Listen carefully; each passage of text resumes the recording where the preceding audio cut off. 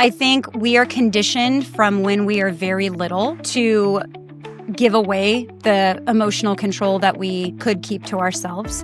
I think that we are conditioned when we're children to either believe that we are loved and safe and amazing or that we're not. And so when we get hurt or when we're told something and we let that voice be very loud, it really does define who we are as a person. That then carries over into you as an adult. Welcome to the Our Family Invest podcast, where we explore what happens when family, purpose, and entrepreneurship align. I'm Mike, a former Maui firefighter who reached financial freedom in just 5 years through real estate investing. And I'm Caroline, a Maui-based realtor here to educate, empower, and elevate my clients to make smart real estate moves, whether right here at home or through my nationwide network. Together, we're chasing our full potential as individuals, as a couple, and as a family. We're here to build a life that matters. And each week we share the stories of couples who inspire us to love harder, dream bigger, and grow bolder. So join us and let's learn, share, and grow together. Today we're sitting down with Dustin and Megan Bunnell, a husband and wife duo who prove that building a family-first life doesn't always mean playing it safe. After walking away from corporate jobs, they both took big, scary risks that led to even bigger freedom. Megan's a life coach teaching women to hustle less and sparkle more. And Dustin owns Jum-Pawn-It, the family's chain of pawn shops in California and Arizona. Together, they're raising 4 kids, running multiple businesses, and showing what it looks like to build success around your values and not the other way around. All right, you two, before we dive into all the fun stuff, I want to get to know who each of you are at your core. So I want you to answer for each other. Dustin, if I were to ask you, who is Megan, the Megan that only you know, what would you say? And then Megan, what would you say about Dustin?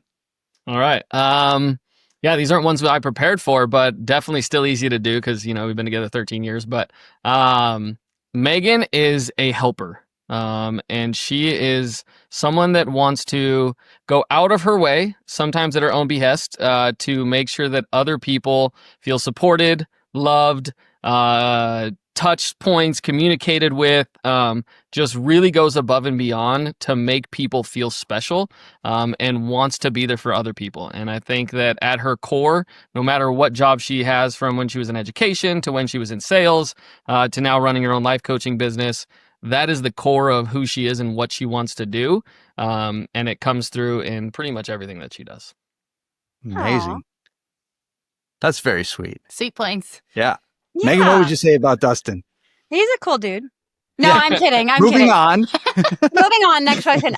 He is definitely, which I think compliments me very well. He is a doer and a fixer and a supporter. He's incredibly loyal, but he solves problems like a beast, and he's very logistically minded and has a really great ability to see the big picture. So it's not just solving this problem, but how is that going to affect other things down the line? He's pretty detail oriented, thank God, because I am definitely not in a lot of ways. And so he takes care of nitty gritty things like finances. And yeah, he definitely wears the fix our house, fix our trailer, fix the things. He's definitely willing to step in at any time to take care of me, which is good because I maybe don't do that as much as I might, probably should. Yeah, so a loving kind of fix-it, supporting kind of guy. I love that. Yeah. Okay, well, it sounds like you're very complimentary, but take us back to when you first met and what was your first date like? Do you want to go or want me to go? Or go for it. All right, so first date, we actually didn't go on a date, to call it a date, for probably 3 or 4 months. From the day that we met, she was dating somebody. I had just gotten back from study abroad program, and it met through coaching sports at our local high school. And then come 4 months later, we have to do the banquet for this event, and she no longer has a boyfriend, and we're talking about that. And, I was feeling a little sassy, so said something that caught her attention. She responded in a way that made sense, and the next day we went rock climbing together. And that was our first date. And then for about 3 months, we literally just hung out every day, whether it was doing stuff at the college campus or with her friends, or with our families. We just kind of hung out every day. And I think it really was about 4 months. I was also broke because I was a college student. She was already a teacher, so she had money, but and I'm old school, so I wanted to be able to pay for the date if we're going on it, and I was lucky to get the gas down to the beach for the first date. So it's probably a piece of the equation. But yeah, we really didn't go on dates. We just did stuff and had fun together. I love that. Yeah. Yeah. That actually sounds a lot like us. So, okay, you guys, you were a teacher already, Megan, and Dustin, you were in college. Yep. So, but you met at, you were teaching, Megan, at a school. Yeah. And you were coaching soccer? Yes. And I had somebody asked if I would move to a different soccer team within that high school. And there was one tournament that I already had a vacation planned during. And so when I accepted that job, I said, I don't mind doing that. However, I'm going to be gone this weekend. So I don't know if subbing is a thing for soccer, but I need a soccer sub. And he was that sub. Yeah. Nice. And did you win the tournament? Don't go into that. You're going to start fights that don't need to start. It's the only games they lost all season were the games I coached. So we're going to leave that topic alone. I mean, we may have been preempted to ask that question. Oh, thanks, man. Appreciate that. But we won't spoil that. Yeah. So I'm sure this will all get edited out, I'm sure. No, Yeah, it's I'm great. sure. It's great. It's perfect. All right, let's get into the fun stuff. Okay. Yeah. So you guys have both made big moves. You're not in teaching anymore. You're life coaching. You own a chain of pawn shops, Dustin, which I think is absolutely fascinating. How were you guys entrepreneurial early on, or how did this all come about? I absolutely have always been. She is absolutely not. So she's not really a risk taker. I always kind of knew I wanted to bet on myself. And so even from my days in college, I started a condom company when I was in college. You heard that right. That's a whole other story. They got shut down by the FDA like 3 years in, but not for any reason that's actually bad, just because, compliance in America is ridiculous. And I missed a step. Okay. So, but yeah, so that was the first thing I did. So I always knew I wanted to be on my own. I had no idea it would be in pawn. I just ended up with an opportunity. I was working in corporate America. Loved what I was doing, but again, still knew that I wanted to be on my own. I was facing a move that I didn't want to take. And I had a buddy that's been in pawn. His wife's family's generational pawnbroking. And we'd always joked around about getting into business together, and then just decided to pull the trigger one day. So, wow. Yeah. That is really cool. So, I mean, I think the whole pawn industry it seemed to have exploded when Pawn Stars hit TV, right? Yep. And I think, like most people, that is definitely a show that I could binge watch. Absolutely. Oh, yeah. And so was that already started when you jumped into owning your pawn shop, or? Yeah, I've only been 8 years in, so Pawn Stars was very well established by the time I got in there. And you'd be surprised. The biggest thing it did for our business was peak interest, right? Sure. But they don't actually represent our business very well on there and what we actually do at our core business. Our core business is actually collateral lending. The buying and selling is more of a byproduct of what we do. And we definitely still do that, but we actually, instead of buying people stuff, we just give them a loan for their stuff, and they come back and they pick it back up. That's actually our core business. So it's misrepresented for sure, but it has created that peak interest that a lot of people that would have, stuck their nose up to a pawn shop, and I'm never stepping foot in there. It's just greasy old criminals that are, money laundering and stuff like that. It at least took away some of that perception, and so we get a lot of different retail buyers now. So yeah, it definitely changed the game for our industry. Interesting. So you're basically like a hard money loan company, right? Yeah, but it's supported by Collateral, so it's a collateral loan. Storage, and we just essentially store the item for you, and then when you're ready to come back, you pay us principal plus interest, and you pick up your stuff. Yeah. Wow. Can you kind of break that down tangibly on how are you estimating per unit per product, because there's such a variety? Yeah. How long do you have? Yeah, exactly. It's across the board. The reality, what I like to tell people is we start with what the customer needs. Okay. So our customers are mostly lower middle class, but we also deal with a lot of business owners. So we have two different spectrums of business. It's people that need money to get through a current need, whether it's fixing their car, groceries for the week, whatever it is. But they're not lower socioeconomic, because lower socioeconomic also doesn't have assets that they are able to pawn typically. So most of our customers are lower middle class.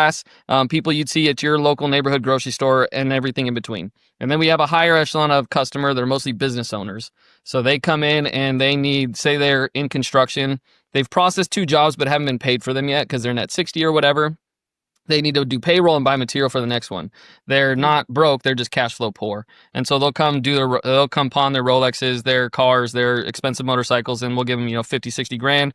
They'll get through the next month until they get paid, and they come pick their stuff up because bank loans are very time consuming, a pain to get through, and they really it's a short term need, and bank loans aren't designed for short term needs. So that is.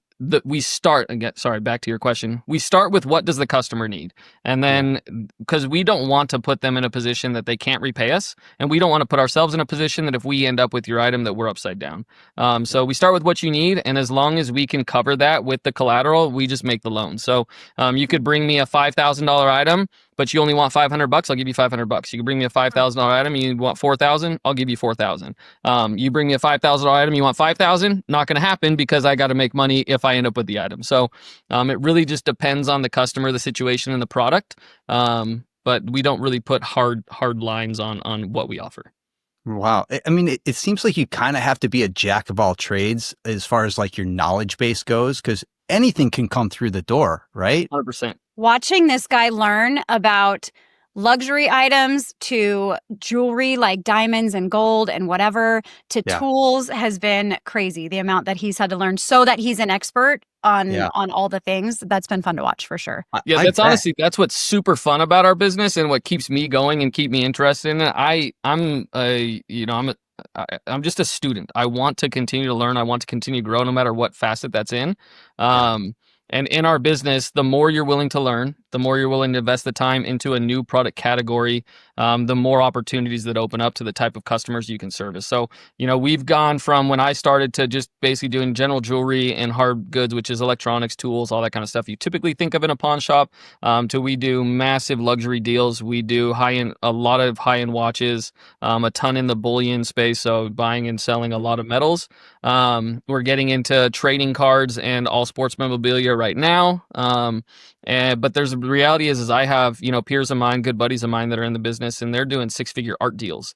They're doing 7-figure land deed deals. They do all kinds of stuff. And the more you're willing to learn, the more you can open up yourself to new opportunities. But if you don't put the time into learning, there's also a massive counterfeit market in all of these things, and you can end up losing a lot very fast if you don't put in the effort. So. Okay, I have a couple of questions on that. One is, how does a customer come in and be like, do you have any land deals on the shelf today? I would love to buy a land deal. Yeah, so it's actually that's typically on the loan side of things, right? So like the specific guy that I'm talking about, he's up in Northern California, and one of his customers does this same loan annually. He's a cattle farmer. He's a cattle rancher. And so he goes through a period of the year where he's selling beef. That's only for 3 months out of the year. He makes all his money in 3 months. And then guess what? Comes the rest of the year is the feed bills for the cattle, the taxes for the land, everything that comes with it. And so he makes all his money at one point in the year. By the time he's getting back to that, he's getting cash flow poor again, right? That's what these business owners, they all go through the cycle of make money, cash flow poor, make money, cash flow poor. Even though they're not broke, they're not poor people. They're just cash flow empty. And so he comes in with the deed to his cattle ranch and 700 head of cattle, and he literally he signs that piece of paper as if it's a pink slip, and says, here's my piece of paper, and I need my $1.2 million to get through the next 2 months until it's slaughtering time again, and then I'll come back and I'll pay you back off. And he does it annually. I'm so sorry, because we could go down this rabbit hole for a really long time. I just want you to know this is my life. Yeah, this ends up dominating a lot of conversations. He hijacks all the conversations because it's interesting. It's incredible. It is. So it's very interesting. Yeah. Okay, I do have a second follow-up question. Is like, I'm just trying to wrap my mind around 700 What do you cattle. do with the 700 cattle? Do you let them hold on to those? Yeah, so you just have the deed, right? So the deed's essentially the pink slip. So you now are the holder of the paper that owns that property. And so if he defaults on that loan, you essentially own that land and the cattle on it. Wow. You don't want that to happen. We don't if we never had to deal with product, we wouldn't. We don't want people to default. We give them every chance in the world to pay back their loans. In California, my store specifically, we have about a 10% default rate. 90% of people come back and pay for their stuff. So do most people pawn items then? Or do most people sell? Yeah, most people pawn. Really? Most of our customers are repeat business, generational business. It's usually people that, again, we talked about the upper echelon of business owners. That's a different category. Our average customer are either unbanked or underbanked, whether they literally don't have a bank account just because culturally they come from a place where money under the mattress is the way you do things. You don't trust the banks. Sure. And so they couldn't have a credit card if they wanted to because they don't have bank accounts. And then you have people with bad credit, stuff like that, that even though they make plenty of money, they don't have access to open credit lines. So we are essentially the credit card for the under or unbanked piece of the population, which is about 13% of the population.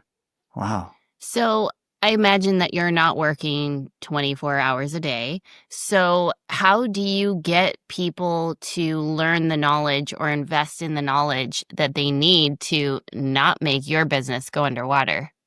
Yeah, so that's a great question, and we've definitely learned a lot of expensive lessons along the way. But I started out working that much, and when I got into this business, I took a 6-figure pay cut and was making, I dropped my payroll down, my individual pay down to $36,000 a year and work 6 days a week. And so I just put in the time, effort, and grind to put in process, procedures, tools, training, the right leaders in each one of my stores that can replicate that. Yeah, we still make mistakes, but my goal is to make the mistakes as few and far between as possible, and it's just kind of baked in the business model. There's a lot of owners in my industry. They only ever own one store, and they do that because they can't let go of the control. They don't trust. They're afraid of exactly what you just said. I look at it as it's just a piece of the expense puzzle. I'm going to have some loss in some fake items that come in. I'm going to have some employee theft probably eventually. I'm going to have these issues that come up. But for me, creating a repeatable process and a repeatable business model that I can do over and over again with the right people and the right team, it just keeps working for me, and it gives me the freedom that I was looking for in getting into business ownership. Amazing. We have a couple pawn shops out here. We're in Maui, Hawaii, Okay. and we have a couple pawn shops out here, but usually there's not much there. I have bought a few guitars from different pawn shops and resold them for quite a bit more than what I purchased them at. But I love going in those places because you never know what's going to show up. And I'm always thinking I'm going to find, some kind of David Gilmour signed guitar somewhere for my collection. Haven't found one yet. But I want to know, what are some of the coolest things that have walked through your door? Or maybe that's a question everybody always asks. Like, what's the craziest, most interesting, cooling? The thing is that's relevant, relative to each individual. I can tell you for you, since I see the guitar hanging there, and you mentioned guitars, we had a customer bring in. It's a regular customer that brought us. He's not homeless, but definitely like a hotel hopper kind of guy, right? He has a job, and he brings us stuff that he finds. Like, he legit, he dig through trash cans, stuff like that. We had a guitar come in, neck broken off, but string still attached, and complete disarray, just a complete mess, right? And my employee, luckily through training, process, and procedure, he saw this guitar and realized that it's, says Fender and made in USA. Okay. It's worth something. Even in this condition, it's worth something, right? So he ended up buying that guitar for, I think, $75 or $100, something that seemed reasonable for the condition of the guitar. And if we need to put this thing back together at all, we're going to be okay. It ends up being an original year Fender Strat from the very first year that they're made, and it was completely original, matching serial. We sold that guitar for $10,000. Holy smokes. And in the condition that it was in, no repair at all. And so those are the kinds of things where you just get lucky sometimes. And for you, seeing that guitar would be really cool, I'm sure. But yeah, I mean, from, the most ancient guns that have walked this earth, or wartime use guns with matching serials that are super fun to see. Really high-end luxury watches is kind of my thing. I love those when they come in. Seeing some of the stuff that isn't very common. But yeah, I mean, we have some celebrity stuff. We're not allowed to mention names, unfortunately, until it's a retail item, and when it's a loan item, we can't. But some jewelry that is name brand and trademarked and put together by very specific people in entertainment that love their jewelry and flash their jewelry and would be exceptionally recognizable if I could say who it was. But like literally like pimp cups and goblets made of full pure gold and diamonds. Yeah, we see all kinds of stuff. So it really depends on what you think is cool. But yeah, it's all over the map. Wow, that's really interesting. All right, we gotta get to Megan here. Get back on track here. Honest to God, this is great. All right, Megan, let's talk about life coaching. What are some of the? I mean, how did you get into it first? That's a good question. So this is how I quit my corporate job. I had a job and it was remote, which was great, and pretty flexible, which was great, but it was still kind of that 9-to-5 type of situation, just with lots more flexibility. And I think I was just born, everybody has different gifts. And I was just born with the gift of looking at the positive and just really feeling like it's going to be okay and being very caring, loving, whatever. And I've always wanted to write a book. And so Dustin, after he, got past the working 6 days a week and only making $36,000 a year and whatever, he suggested that I quit my job and go write this book that I've always wanted to write. And so I did. And I'm about halfway through that book and I realize I want to do this for a living. Like I want to just help people process life this way. Excuse me, because it's so much better, right? Than the other way. And so I was like, I'm going to come up with a job. Like I want to be a life coach. And I swear to gosh, I thought I made it up. And so I was like, I'm going to be a life coach. Like, I think I could do this for people and they would pay me to change, the way that they do life. Well, after 3.5 seconds of Googling, it became very clear that that's actually a thing. And you have to go to school for it and get certified and all the things. And so I literally stopped writing my book, immediately got certified and just started my business. So that wasn't his intention. His intention was I was going to write a book. And instead I got a whole new career out of it. Wow. But you have half a book. I have half a book and I'm so glad that I didn't publish it because now that I've been doing what I do and actually helping people and working with them, I would write it very differently. So that's in the works. It's going to happen, but I'm glad I didn't then because it would be a much more useful book to people than what I would have written originally. Sure. That makes sense. So how do you, like when you have a new client, what are some of the self-sabotaging beliefs that they come in with that you can help them get unstuck with?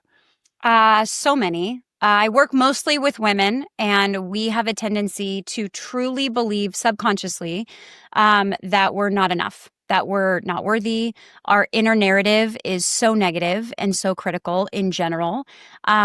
People that live with a lack of confidence that just bleeds fear into every move they want to make, and so they don't. I think feeling like they carry the world, and if they changed anything about the way they did that, the entire world would just absolutely fall apart, right? And so I think those are probably the most common.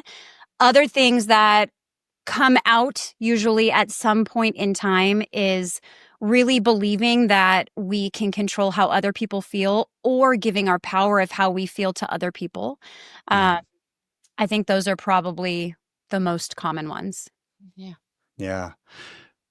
Do you think that these are like inherited beliefs, or do you think they're cultural or what? I think it's both. I think we are conditioned from when we are very little to give away the emotional control that we could keep to ourselves. I think that we are conditioned when we're children to either believe that we are loved and safe and amazing or that we're not. I think that as we develop, as a person and we have relationships that harm us, we allow that to define the very foundation of the person that we are. And so when, we get hurt or when we're told something and we let that voice be very loud, it really does define who we are as a person. And so that then carries over into you as an adult. And these are so deep-seated, rooted beliefs that we've never questioned, never once. And so I think sometimes it's cultural, just the social media aspect of the world now, we see only what people want to share. And so for some people, a lot of people, that's the best of it. And so we're taught through our social media scrolling and being a part of it that we need bigger, better, that success looks like titles, houses, vacations, outfits, and that sinks in. And then that now is what we are working towards. So yeah, I think it's a little bit of both culturally now, and we're given evidence constantly to believe these things, and then definitely by the conditioning that we had growing up. Yeah. So it takes a long time to kind of rewire someone, right? Yes. Like it's not like a one time you walk through the door or you jump on the Zoom call or whatever and it's like fixed, right? It's and we both have coaches for business, we have mindset coaches, we have family coaches, right? Like we're trying to elevate all aspects of our lives, and we know it's not a one-time thing. No. But like what are some of the first things that you would tell somebody to help them kind of like step back and reframe? I think it really depends on the person, to be honest. The very, very first thing that I do with any client is Make just them cry. they cry. Every They time. cry every time. They cry every time. And That's that's a good fine. thing, I If you're imagine. listening, that's totally fine. Yeah. I think the very first thing I do is ask a bunch of questions to get to know them. I have them rate their life in a lot of different aspects.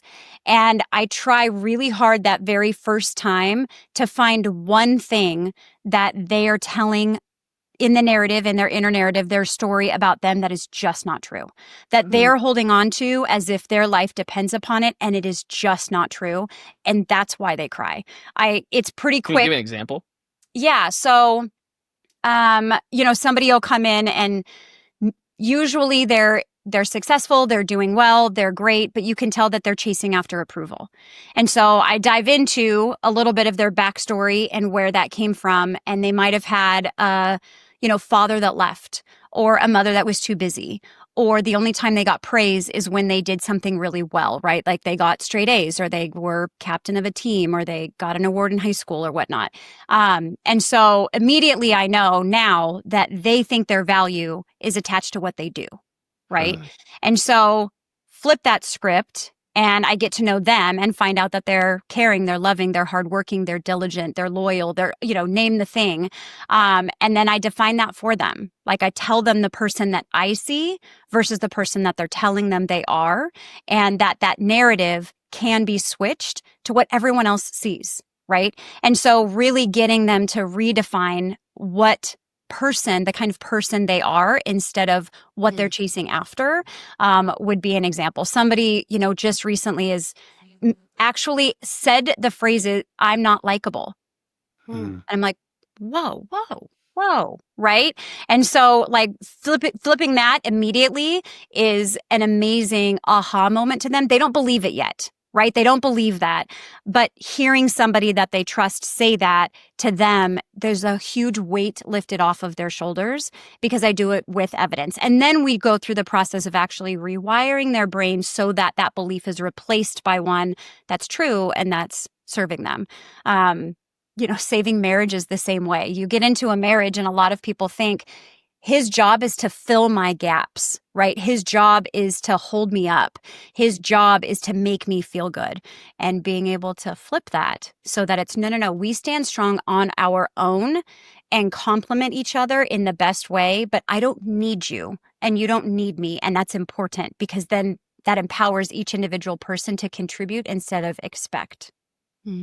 Yeah. Wow, that's good. I like that.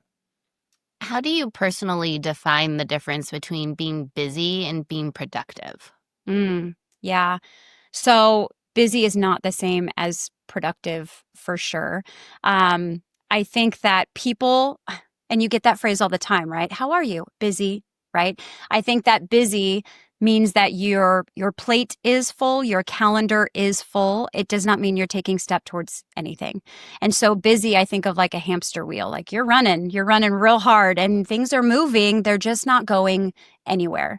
And I think that when you look at something like productivity, hopefully if you're actually feeling productive, it's because you have a goal, you have a journey that you're on, whether it's business, personal life, whatever, and you're laying the bricks on that path, which I think a lot of people have a hard time recognizing this, but you don't have to feel like you're hustling to do that. because productivity feels amazing, right? It's fulfilling. You're making progress versus busy just means you're doing. It doesn't mean that what you're doing is going anywhere. Yeah. Yeah. I'm sure that this is aligning with a lot of our listeners. And if there are people that are kind of on the fence, like they don't know if they fall into this category where they want coaching or not, what are some simple habits that they could take or steps that they can shift in their daily lives to kind of become more at peace during their workday? Yeah, good question. There's a lot of them, but a lot of micro shifts have massive impact. So something that Dustin and I both do that has, I think, changed the way at least that I function, and he keeps doing it, so it must be working for him, is something that I call the power hour.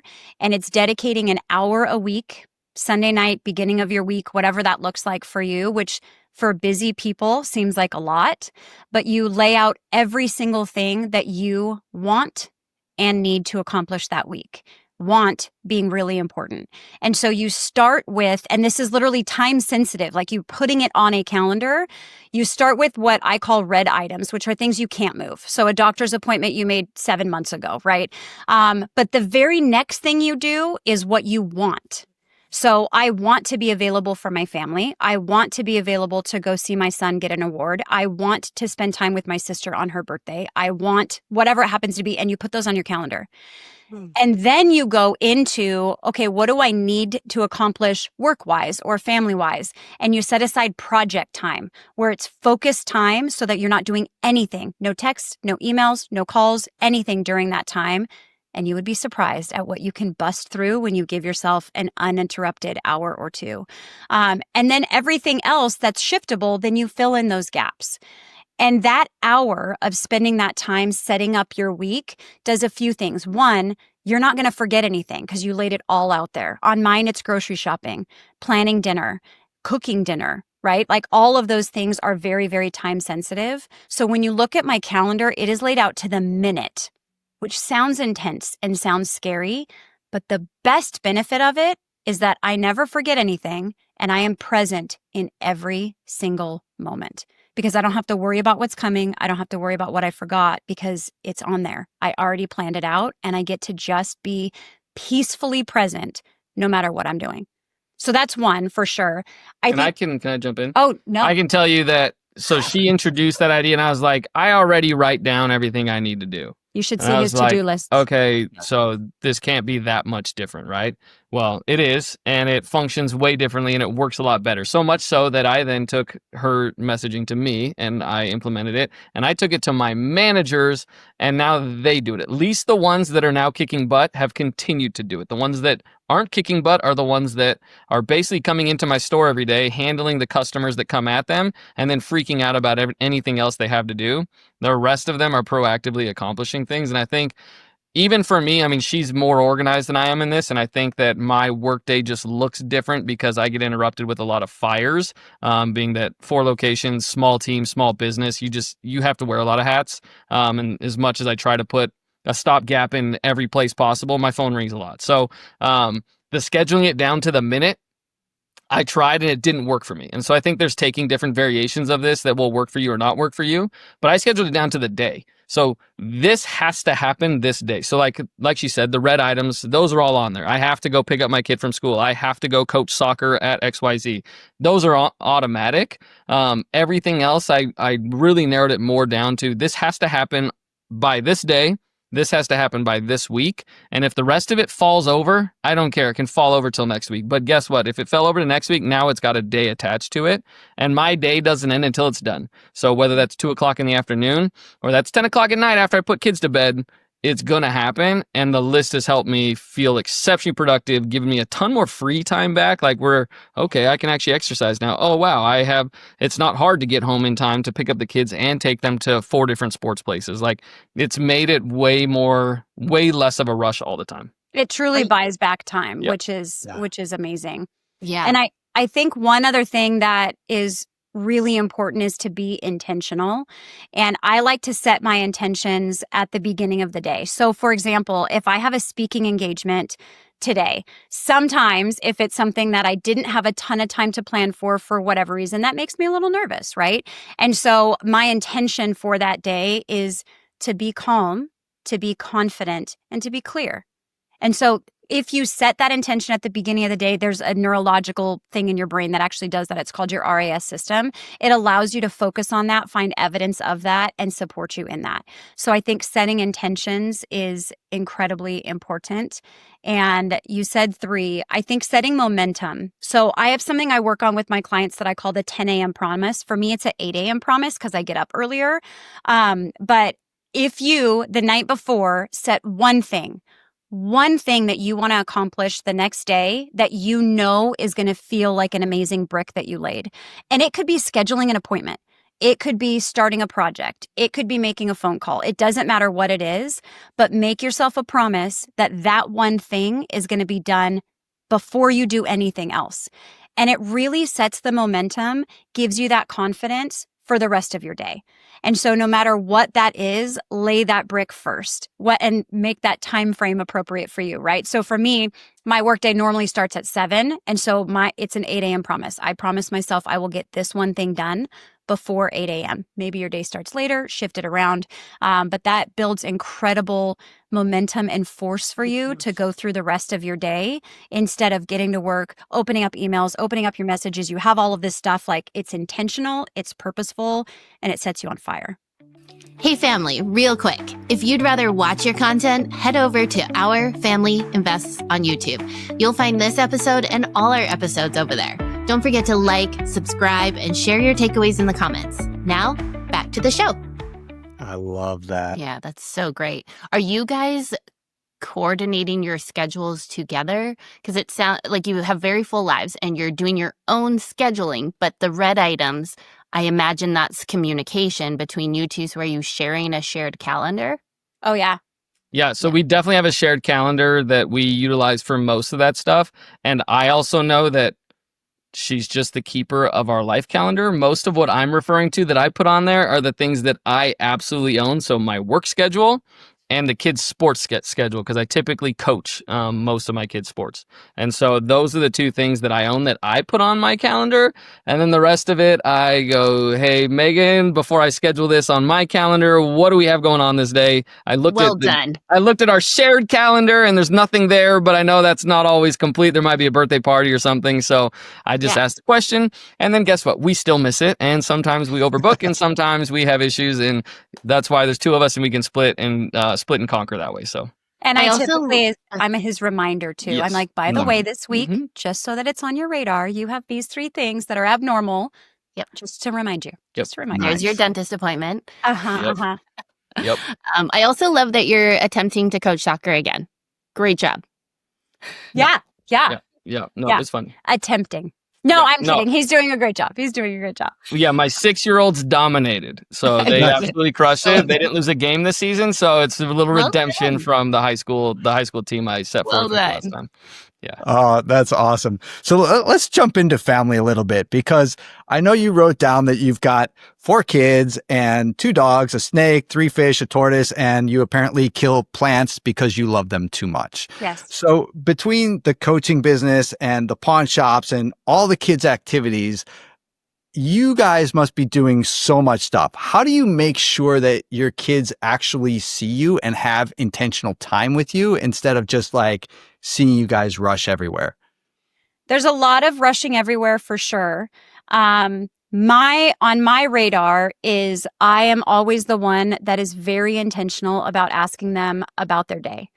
And I don't just say, how was your day? I do. And then they say good. And then I'm like, tell me something good that happened today.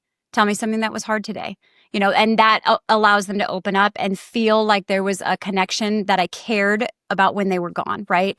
My work day ends, for the most part, probably 95% of the time when they get home from school. And so I'm the one doing their homework and I'm the one making sure that they have a little snack. I always make sure that they have a hug and a kiss and those questions and connecting. As far as together, you can tell when a kid's having a harder time or is struggling with something. We're very good about, hey, why don't you just take this kid with you and spend some time with them? We also always have dinner together. So sometimes it's much later than I would like it to be because maybe a practice is later.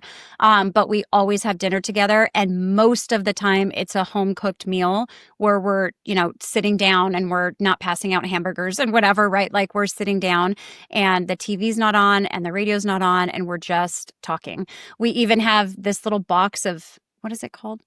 The Talking points, I think. yeah. And so they're fun questions and we give everybody their time to answer and the amount of things that you learn from your kids that way. And they're silly questions. It's like, if you're a superhero, what would your power be? But then each kid gets to answer. And then we answer too. And you learn a lot about your kids that way. So I think, that's kind of what comes to my mind first. What do you got?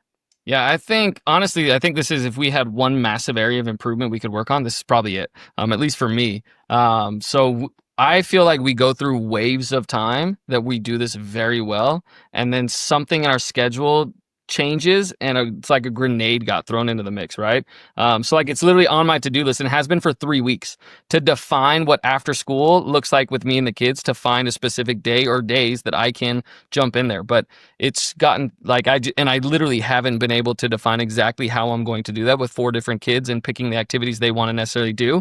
And I'm probably overthinking it, and that's the reality of it. But we are very intentional in that we don't have social media. So it drives most people that I know nuts that they can't, follow and see pictures. And like, even like you asked for pictures of us for this podcast. We don't have any of the 2 of us because we don't do social media. So the point of, we take pictures when we do like family photos. We're just enjoying the moment because we don't do social media. So there's no reason to have the photo, right? So we are not attached to our phones the way a lot of adults are. And so when we're in a moment, we're in a moment. So when we're with our kids, we're with our kids. We're not with our kids and on our phones. We're with our kids. And so I find that the time we do spend is usually really good time. Instead of, maybe our hours aren't as many as some parents, but I guarantee that our quality of time is very high, and I try to focus on that. We also, like, when they're out of school on school breaks, we're just gone. We just go on vacation. A lot of times at places with no cell service. Working's not an option. You don't work. We just interact. So, like, we'll be taking off for Veterans Weekend this weekend to a campground.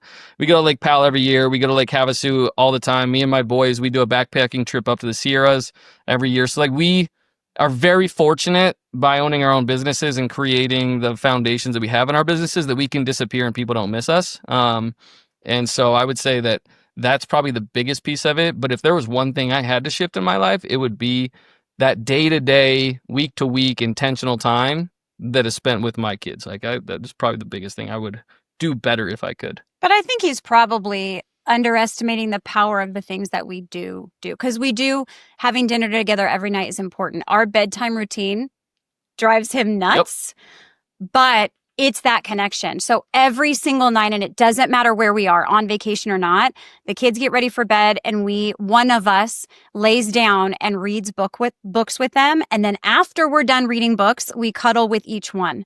And that gives us a chance to really put into their hearts that love and that care right before they go to bed too. And I don't know another family that does it to the extent that we do, which drives him nuts because sometimes he's like, I just want to say go to bed and have him go to bed, right? But that time is important because when we do have a busy, you're going to that practice, you have to do this, you have to that is time where I am just laying next to that kid, just talking to that kid. And so, I think he probably underestimates the importance of some of the little things that seem like normal to us because I don't think it's normal for most kids. What is the age range of your kids? They're 11, 9, almost 6, and almost 4. Wow. Fun. I think that your ability to be intentionally connecting to your kids is super impressive.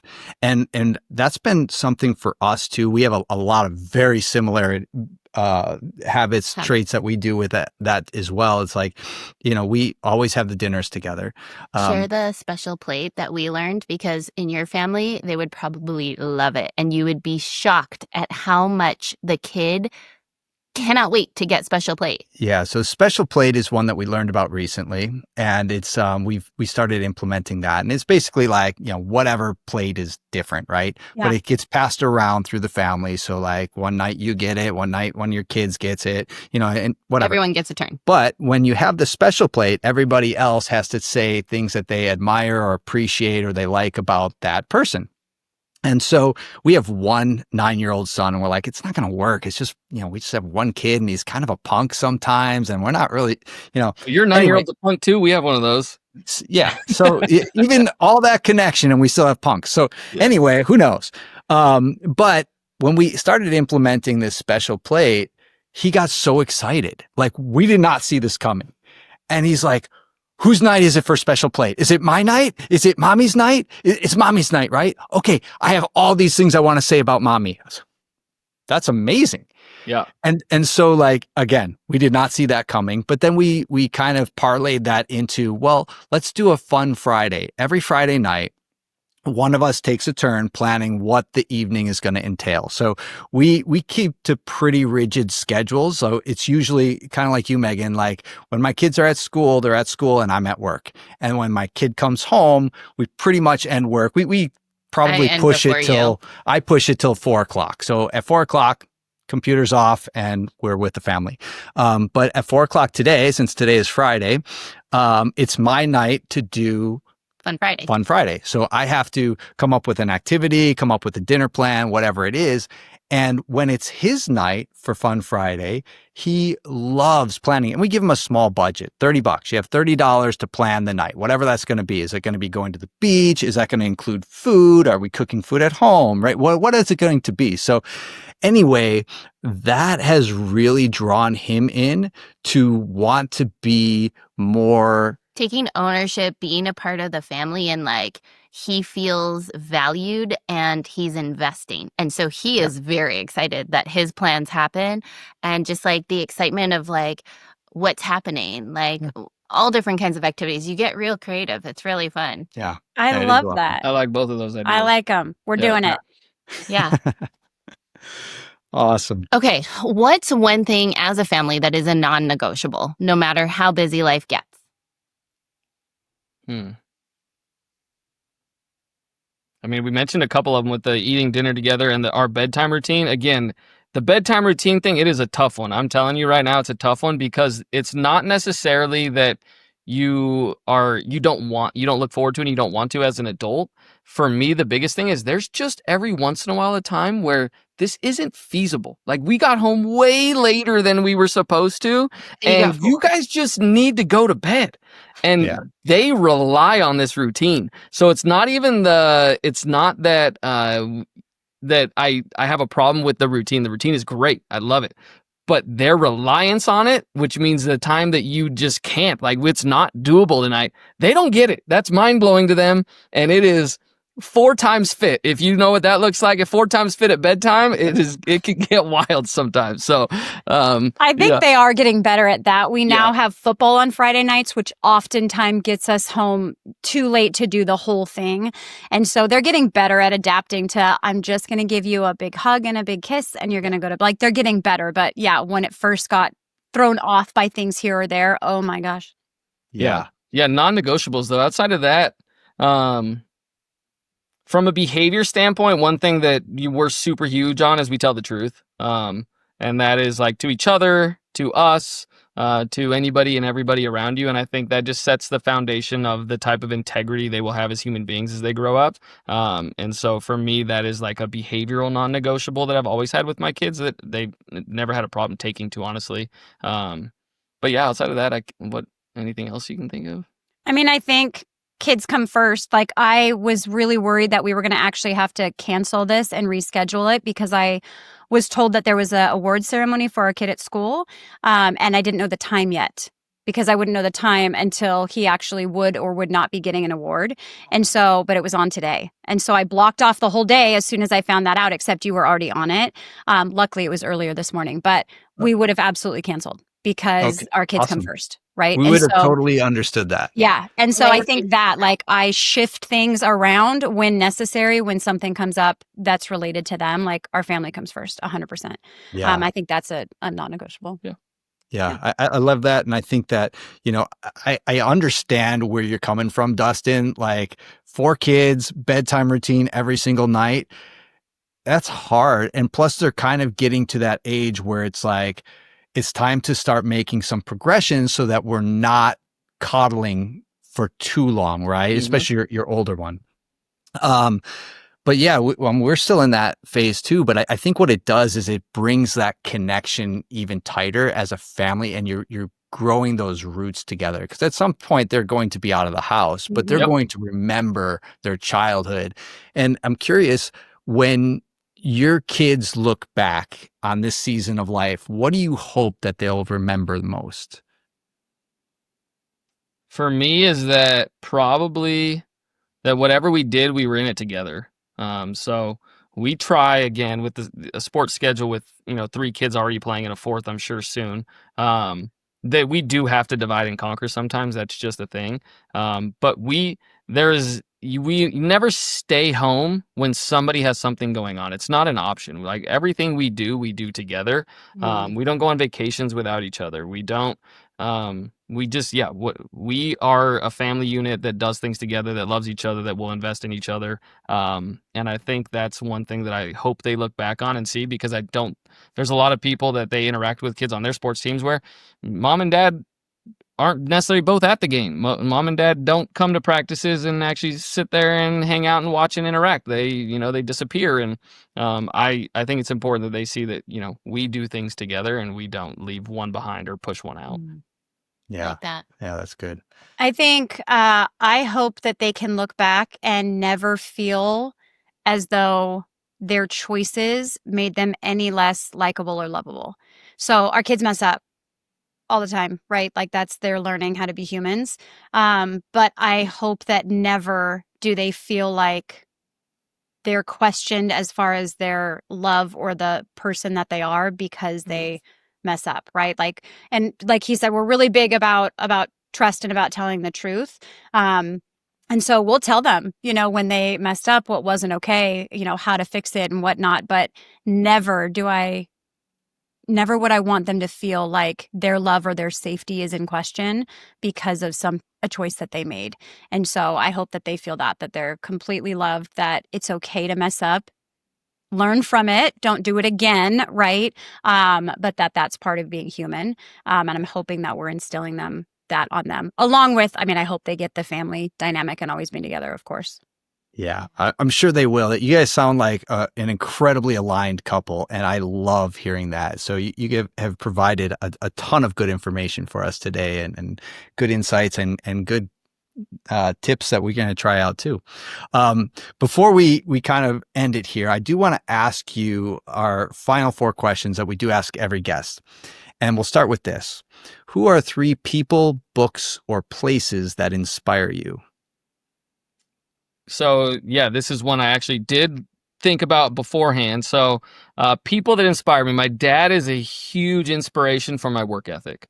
Now, if you ask my mom, she'll say he's a workaholic and never around, and it causes some tension there. But his work ethic and his integrity, I don't know a single person with better. And I think I got that and learned that from him. Even if I don't necessarily agree with him all the time, you know exactly what you're getting. And so he was a real big inspiration to me in, even becoming an entrepreneur. He's not an entrepreneur, but he was the 4th employee at now a massive company, right? He's been there for 35 years. He has one of those amazing stories where he, sees in high school, didn't go to college and, made it very well. But it's because he was such a hard worker, and because his integrity is so high, this company is able to get to where it got to, and the owners saw that his lasted effort and he was always going to be viable there. So for me, it's him. And then from the books, I'm a financial nut kind of. And so I don't think I even read a book other than from 6th grade till I was probably 23. Like even when I had to read one from school, I'm pretty sure I just read the back, got some cliff notes, and was smart enough to deduce an equation to get the A that I needed on the project. But then when I started reading, I went really hard. But I started with personal finance, and that kind of gave me the launching platform for what I was able to do in my career now. And so Dave Ramsey and Robert Kiyosaki, and I know that they are complete opposites. But I think until you can practice Dave Ramsey's plan in totality with a complete discipline for a sustained amount of time, you cannot dabble with Robert Kiyosaki principles because you will just go broke and be completely bankrupt, right?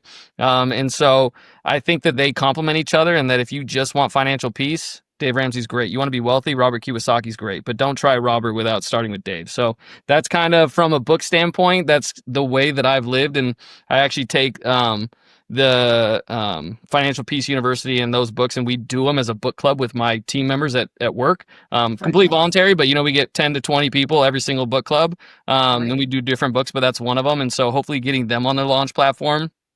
Actually just had our first employee take us up on the opportunity to buy into ownership again by utilizing some of these principles, which is really cool. And so, yeah, from a book standpoint, those two that work for business. From a life standpoint, I know this is going to be super cliche right now because all of a sudden everybody knows his name and it's popular, but I read this book a long time ago, Hillbilly Elegy by Vance. I read that book a long time ago, and I think the relationship between understanding that the thing that makes a human successful or not is love. Period. End of story. Background does not matter. If they have love, they will be okay. And if they are shown love, and that they are shown that to give love, whether they come from the worst places in the world to the best places in the world, if they're not shown that, their chances of success are very low. And people that are shown love have a very high likelihood of relationship, personal, even business success when they have that. So Nice. That's good. And I have a hard time with this because I think I honestly am inspired by just life and people around me all the time. And I think that it depends on what I'm focusing on personally or what we're focusing on in our family or in my business. But I just love getting inspiration, honestly, on a daily basis, and really getting to know the person behind their actions, the why behind their actions, and then taking little bits of all of that to just become a better person, become a better coach, become a better mom. And I have a hard time pinpointing one thing because I think it's honestly a constant, focus of mine, I guess, is just learning more and learning deeper about people and about why, and implementing what I love about that into my world. That probably doesn't really answer your question, but I mean, that's the best that I can do. It's awesome. constant. Yeah. No, I mean, I love your honesty. I think it's great. And you seem like such a great person. I'm sure you're an amazing coach. All right, let's get to the next question. How do you find peace? I'm still hunting. No, so I honestly, I don't on a regular basis, and I think it's probably an internal flaw of mine that is also what happens to help me drive success. But for total transparency, my wheels are spinning all the time. And it is that personality trait that probably allows me to elevate my business, really work towards the goals I want to accomplish in my family life, that stresses me the hell out when my kids, I feel like I'm not connecting or we have an issue. And I have this, line item on my thing that says, I need to figure out where to bake in the after school time with each one of them and do something individual. Like, my wheels are constant. They are just spinning. So when I find peace, it is typically when we are on those vacations where I can be fully disconnected. So like I said, you go up to the Eastern Sierras and you're up there, you couldn't have a cell phone service if you wanted to. You're going to go hiking for 5 or 6 miles before you even have a chance to find it. So, and having my kids up there with me, and really anytime I'm disconnected, I can quickly go out of that mind spinning mode because I know there's nothing I can do. And when I can let go of there's nothing for me to do, there's nothing I can accomplish right now, it's just be. It's really easy for me. I can literally turn a switch and be exceptionally present, wheels stop spinning and be fine. But when the opportunity for productivity is there, my wheels are spinning on how can I be productive right now. And so that's probably, as transparent as I can be, that's about it. I don't find peace very often.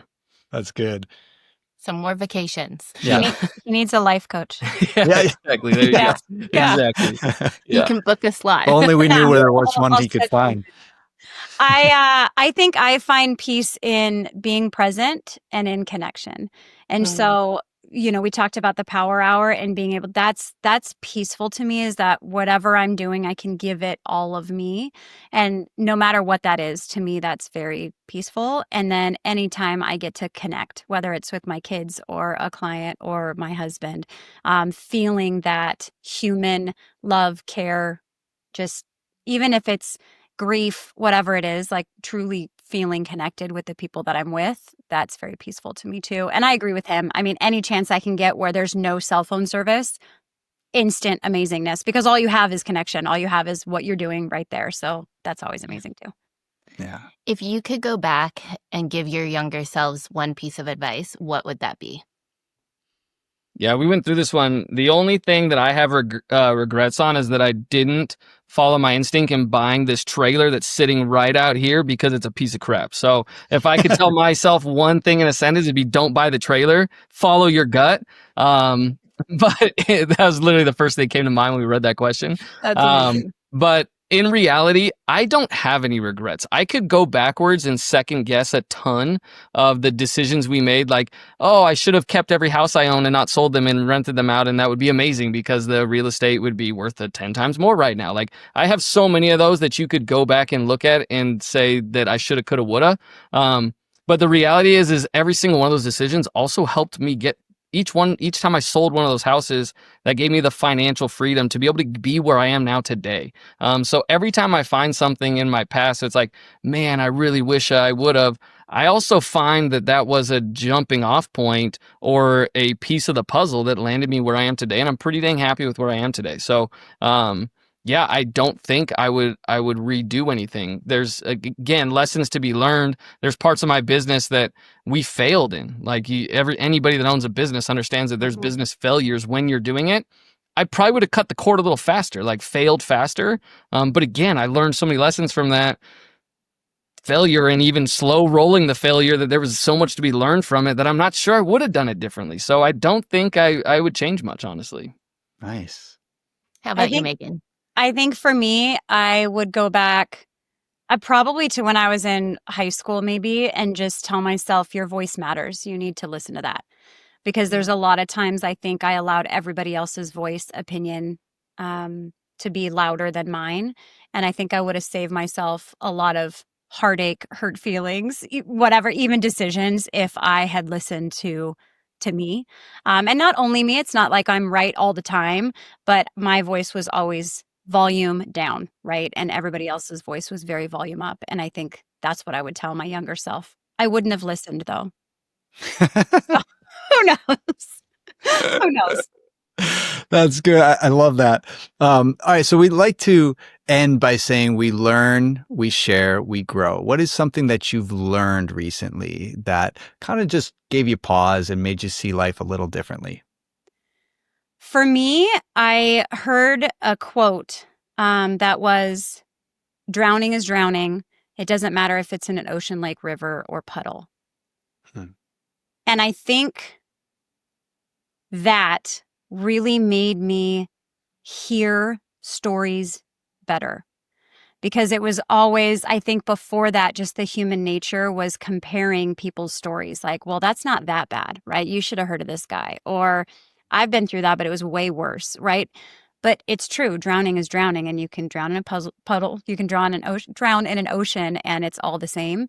And so having that empathy, grace, understanding, and care, regardless of the story, and recognizing that if it's hard for someone and they're drowning, the body of water doesn't matter. And it changed the way that I approach, I think, my relationships, my clients, everything. Awesome. That's really cool. For me, it was a peer of mine. He has one of the most, if not the most successful pawn store in the US. And I've always been on this kick. I come from corporate America, running massive teams, understanding the infrastructure it takes for expansion and acquisition. And I'm like, I'm going to grow an empire, right? And so far, I've done a chunk of that, and I plan to continue, at least until he mentioned this to me, and now I'm second guessing that. But he is very much in, how do we move our entire industry forward, not just my business forward. I mean, that has moved his business forward very fast and gotten him to the point where he is. And he said there's no wrong way to slice this or no right answer to this, but if you look at, would you rather own a zillion 7-Elevens or one Costco? As far as your mind energy, the amount of effort it takes from a management standpoint, from the people side of things, to the different amount of fires that can happen in so many different places at once.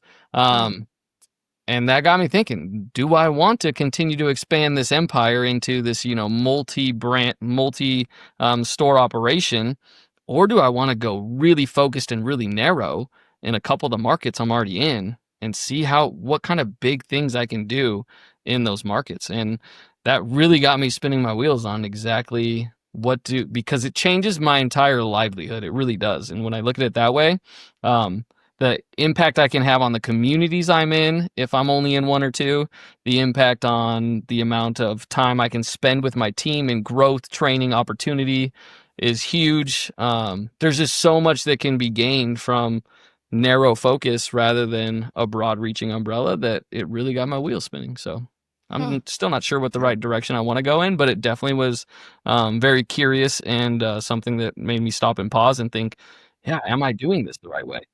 Yeah. And I love that, because at the end of the day, you're curious. You're continuing to learn, grow, and be able to pivot if you want to. And really, either path could be great. Yeah. So Yep. that's the beauty of entrepreneurship and options. Yep. Megan, Dustin, this has been incredible. Thank you both for your time. If people want to connect with you, learn more about what you do, where is the best place for them to do that? For me, even though I'm not on social media, my business is. And so they can go on Instagram, meganbunnell.lifecoaching, or on Facebook or LinkedIn, just Megan Bunnell. My website is meganbunnellcoaching.com. And so they can reach out at any point, and I'm happy to answer questions and chat. Yeah, for me, I am business-wise, I'm at Jump-On-It for everything. So Jump-On-It.com, Instagram's at Jump-On-It, Facebook's at Jump-On-It. You'll get my marketing manager when you go to any of those things, but he can flip you to me. Again, I try to stay away from that stuff, but yeah, so, and that's spelled Jumpanwit. So little play on words, a little punny, but Jump-On-It.com or any other thing. Awesome. Guys, thank you again so much. You guys have been fantastic. Have an amazing day. Thank you. Thank you very much. It was great. Really appreciate it. Thanks for being part of the family today. If you want a closer look at our journey through real life, business, and all the wild adventures, follow us on Instagram at Our Family Invest. And for free resources to help you on your own path, head to ourfamilyinvest.com. If you like this episode, send it to a friend. And if you're feeling extra generous, drop us a quick review. It really helps us grow this community. Thank you so much for being part of our family today. We really, truly appreciate you.